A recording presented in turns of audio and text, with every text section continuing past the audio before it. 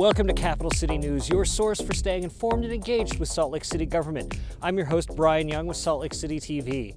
We spoke today with Erin Mendenhall, mayor of Salt Lake City, about her State of the City address. Our History Minute is about the KKK and efforts to drive them from Salt Lake City. But before we get back to those, let's take a look at our legislative update, our look back, and our look ahead. At its February 1st meeting, the City Council received updates from the mayor about the ongoing COVID-19 pandemic and issues surrounding homelessness, received a briefing on the upcoming redistricting process. They also discussed Budget Amendment 6, looking at new city staff and additional emergency rental assistance funds from the federal government. And, along with Mayor Erin Mendenhall, they adopted a ceremonial resolution to mark the 20th anniversary of Salt Lake City's Olympic Winter Games. To learn more, visit slc.gov/council. On January 25th, Salt Lake City Mayor Erin Mendenhall addressed a television audience for her annual State of the City address. From affordable housing solutions to homelessness support and a significant reduction in crime, Salt Lake City continues to forge ahead with goals that will build on Mayor Mendenhall's overarching priorities of harnessing growth of the city for the good of all residents, protecting the environment, creating inclusive and equitable opportunities for every community, and caring and supporting the city family. It is our opportunity and our responsibility to make sure our unprecedented growth works for everyone. To watch the full speech, visit our YouTube page. In an effort led by Mayor Erin Mendenhall, UTA fares will be free during the month of February. Traditionally, February is a very challenging month for air quality along the Wasatch Front, but public transit is part of the solution to offset the pollution and help improve air quality in the valley. Fares will be free in February across UTA's entire service area, on all UTA bus and rail services including Frontrunner, Ski Bus, Paratransit Service, Park City SLC Connect, and UTA On Demand. The easiest way to plan your trip is by downloading the Transit app, available in the App Store or Google Play, or plan your trip with Google Maps. So take a free ride and help clear the air.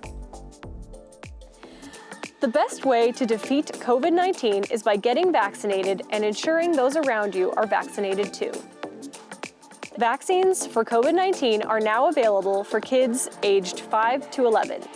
To set up your kid's appointment, visit the Salt Lake County Health Department website. For our interview this week, we spoke with Salt Lake City Mayor Erin Mendenhall about her priorities in the coming year from her State of the City address. We've been working really hard as a city, and I'm incredibly proud of both the residents and the businesses, but Salt Lake City Corporation team as well. And there's a lot to look forward to. We talked about a lot about air quality and the initiatives kind of from top at the climate, addressing the climate through carbon reduction and greenhouse gas emission reduction, talking about getting 100% net renewable energy coming into the city for every Salt Lake City customer by 2030, if not before. We also talked about having almost 100% of the city's renewable energy needs being met by this time next year, early next year. An 80 megawatt solar farm that we just broke ground on a few months ago will be up and running. All the way marching down sort of to your backyards. We're working on expanding public transit. We made a big reach late last year, by putting a rideshare program with UTA and a company called Vi, where you can get picked up. Sometimes it'll be a shared ride. And for only $2.50, you can basically get cheaper than an Uber or Lyft, but the same kind of connectivity to our public transit system or anywhere else in the service area. We're going to keep pushing the envelope on cleaning our air in every way we can, at every level that we possibly can as a city government. And one last thing was that on State of the City Day, we also announced with our partners the Free Fare February, which I think is the most grand experiment we've ever had as a state on transit ridership. We've never had a month of fareless transit. We've never had the ski bus and even Frontrunner included in it. So I challenge people to not just take it one time, but try using transit to get to a number of different destinations this month. And it's the future really of what quality of life should mean for residents along the Wasatch Front. What are the next steps we should be looking to as you work to complete your vision from that you outlined? We also saw a reduction in crime over the course of 2021, which was a significant swing from where we started. It's actually a 32-point reduction in crime to get to a 6% overall reduction. And this was after a dramatic increase throughout 2020 and into early 21 in cities really across the country. You're going to continue, I hope, to see our numbers of crime decrease, call response times decrease, which they've been doing month over month for several months now. You're going to see Salt Lake City Police Department be fully restaffed by this summer. So in addition to that, you could look forward to participating, I hope, in the Commission on Racial Equity and Policing, which continues their work of evaluating potential reforms, community integration into the training of our police department, and budget proposals, which were reflected in the work that we did with the council in our last budget. A lot of progress happening. It's never going to be done. And we're up for the fight. We're up for the conversation of asking, how do we do it better? How do we make this city safer for both our officers and our residents, and that we need you as a part of that conversation in order to make these great strides forward. Related to that, and related to a lot of what you talked about in your State of the City as well, was housing and sheltering those without homes. I'm wondering if you could touch on that and what we're going to see coming up on that is going to look like. Last year alone, Salt Lake City invested in more affordable units than we ever have before. We saw 345 new affordable housing units come online with Salt Lake City financial participation. And there's more than 700 new affordable housing units in the pipeline right now that will be coming into Salt Lake City. That's in addition to a tremendous amount of growth, but we're going to keep figuring out ways not only to get affordability in where the market maybe wasn't contemplating it originally, but to expand that geographic equity so that we don't continue to focus affordable housing in only one part or in a few parts of the city. People should be able to live in whatever neighborhood they want to live in, but we've got to figure out ways to get that dynamic housing and affordable housing into more parts of our city.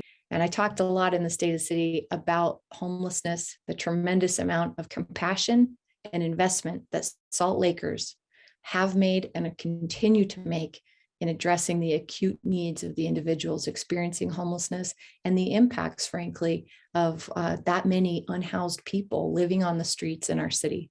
There's really only about 5 cities in the state who are concentrated with the statewide homelessness crisis, and they range from Logan to St. George and a few of us in between. Only a couple of cities have guaranteed support from the state of Utah, and that's South Salt Lake and Midvale. They host homeless resource centers as we do, but they don't have to compete for funding every year to be able to ensure the quality of life around those homeless resource centers remains good. So this year in the legislative session, we're working shoulder to shoulder with these other cities to support South Salt Lake and Midvale continuing to receive funding, but to include the few rest of us who also have tremendous shoulders to hold up the state's homelessness crisis. They need to have more ownership. And frankly, they need to have more financial responsibility for the impacts that cities are incurring on their own. But we're not going to stop leading with compassion.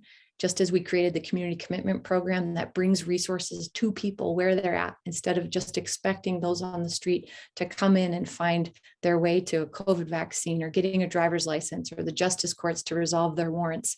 All of these services, including housing and detox opportunities, shelter opportunities, are now coming out to people where they're at through the community commitment program.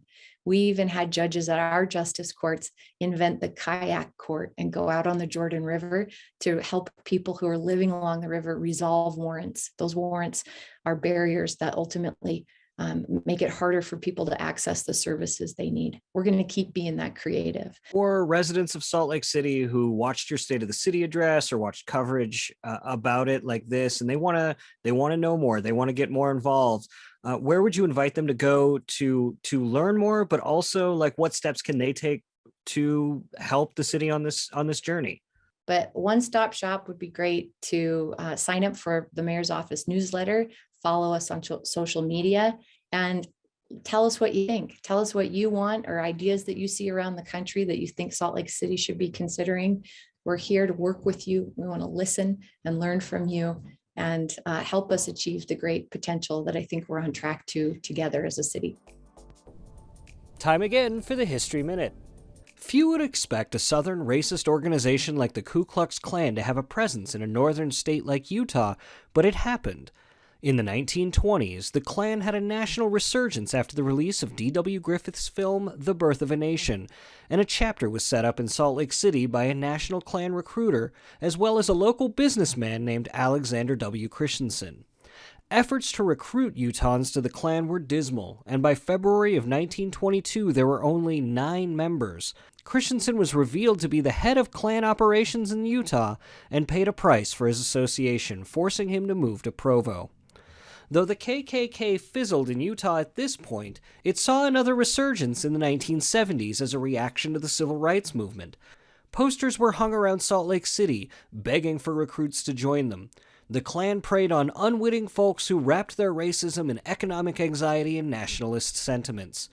2 incidents led to the departure of the Klan from Utah, though. The first was the shooting of 2 black men in Liberty Park, Theodore T. Fields and David L. Martin, shot by a sniper for walking with a pair of white women on August 20th, 1980. The Klan was instantly put under scrutiny, and the drifter who murdered them definitely had Klan ties. The other events came in January 1981. Someone shattered windows at the local headquarters of the Socialist Workers' Party, as well as the local office of the NAACP. These events drew national attention, and a local unit of the National Anti-Klan Network was established in Salt Lake City. Thanks to these efforts, the end of 1981 saw most of the Klansmen in Utah driven underground or saw them move to Idaho to join various neo-Nazi groups. That's not to say racism and the attitudes of the KKK don't persist in Utah. Their conservative views find root in most bigoted and nativist rhetoric. That's it for this episode of Capital City News. Remember, the best way to stay engaged is to stay informed. You can do that by following us on social media at SLCGov, subscribing to us on YouTube, or watching us on Channel 17. So, reporting in from Ensign Peak at the top of Salt Lake Valley, I'm Brian Young. We'll see you next time.